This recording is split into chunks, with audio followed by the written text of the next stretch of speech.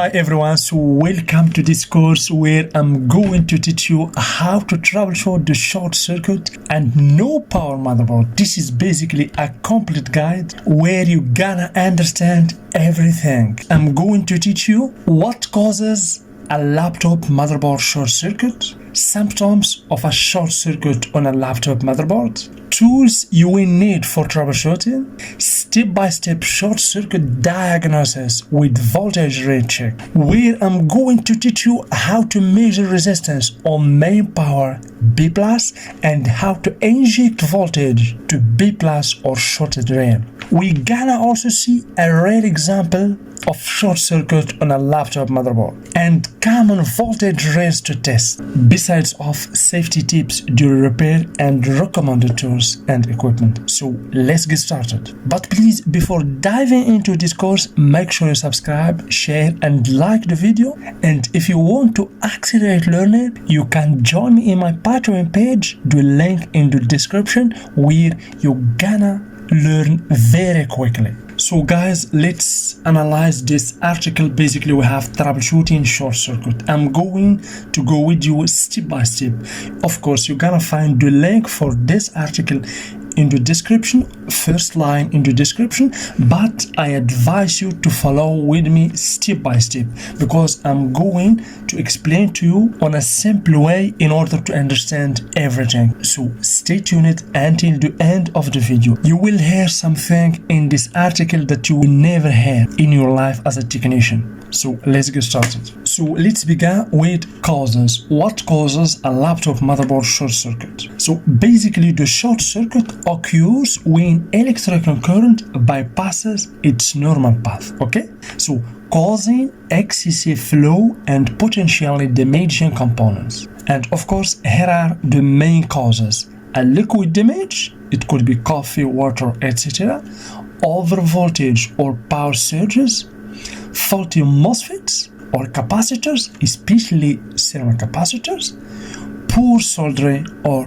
rework, and aging or damaged ICs. So what are the symptoms of a short circuit? So basically, by knowing the symptoms, it helps you diagnose the issue more accurately. So the first symptom: no charging light when the adapter is connected, no fan spin, no lead, no display, or adapter turn off when plugged. Very low resistance between power rails and ground. Okay, you measure, for example, 0 in the multimeter. Okay, and also shorted caps or MOSFET, and you feel hot. So basically, what are the tools you will need for troubleshooting? So basically, you will need a multimeter for resistance and voltage check. You will need a DC power supply to inject the voltage. So I will explain to you how to inject the voltage. You will need the thermal camera to spot heating components, schematic and board view files,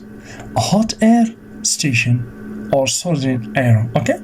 So what are basically the step-by-step short circuit diagnosis? The first step is visual inspection. Look for burnt area, corrosion or broken components.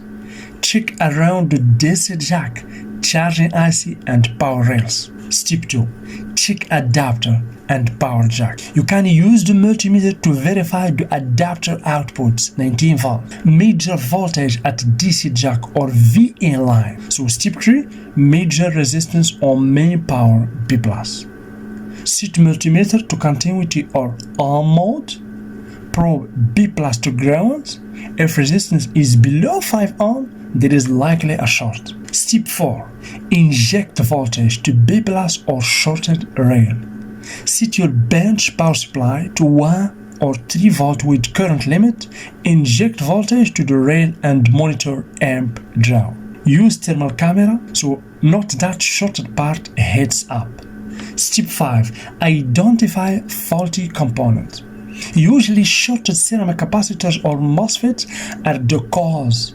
This is basically some pro tips for locating shorted components. Remove one capacitor at a time from the shorted rail.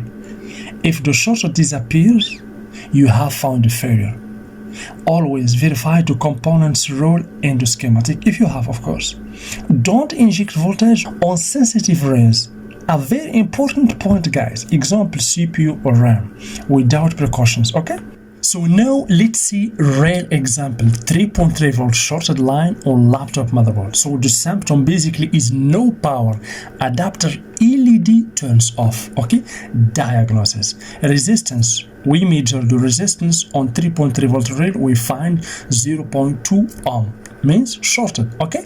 So I inject the voltage 1 volt 3 amps, one ceramic cap heated. We replace the shorted capacitor near the embedded controller chip, okay?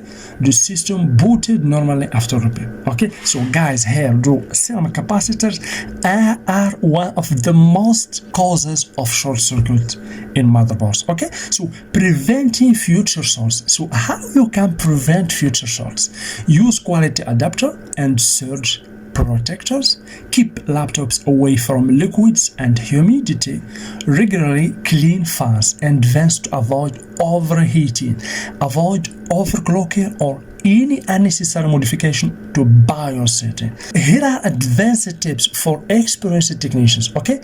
So if you are already familiar with basic voltage rail testing, here are some advanced troubleshooting tips to level up. Use board view software. Tools like Open Board View allow you to trace signal paths and pinpoint the location of shorted components. Check common high failure area. The common high failure area are you can check the ICs like BQ24, for example, 780 ISL series, power MOSFETs, VN 3 volt 5 volt rails, EC and IO control surroundings. So basically there are some my followers ask me what is the difference basically between the EC and the super IO. So guys, the difference between the EC or embedded control and the super IO IC is that the AC, the embedded control, is basically manage the power within the motherboard, the whole motherboard, and input output manage basically the super IO manage basically the input output, okay?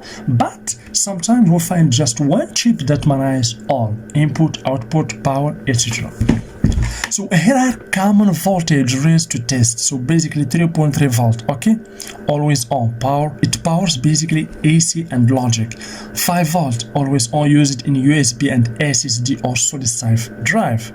1.05 volt core, one of the most important voltage to CPU system agent or PCH. This is basically the platform control hub. 1.8 volt sensors, RAM and others. Basically this is the purpose, okay? 0.75 volt for RAM and CPU. 1.5 volt for RAM also. This is the core voltage or the VDD basically. This is for DDR3. And VCC prime core 0.9 to 1.0 volt, this is primary core voltage or the CPU voltage. So here guys, you can go to the article and read about the safety tips, recommended tools and equipment basically. And here I have two questions that frequently asked. Here I have one of my followers asked, I removed a shorted cap but no other one gets hot. What's wrong? There might be multiple shorts or a faulty IC. Recheck resistance after every removal and consult the ceramic. Basically here you can use the coils to check the place for the shorts, if there is another short circuit or not. Also, can I inject voltage without removing the battery? No, please do not inject voltage like this. Always disconnect the battery before injecting voltage to avoid backflow damage, okay? So thank you very much guys. I hope that you understand a little bit about how to troubleshoot the short circuits. Please make sure you subscribe, share and like the video. And if you want topics like this and many exclusive content, you can join me in my Patreon page. All links in the description. And if you want to read this article once again, the link in the description, first line, you're gonna find the link. Thank you very much and see you in the next video.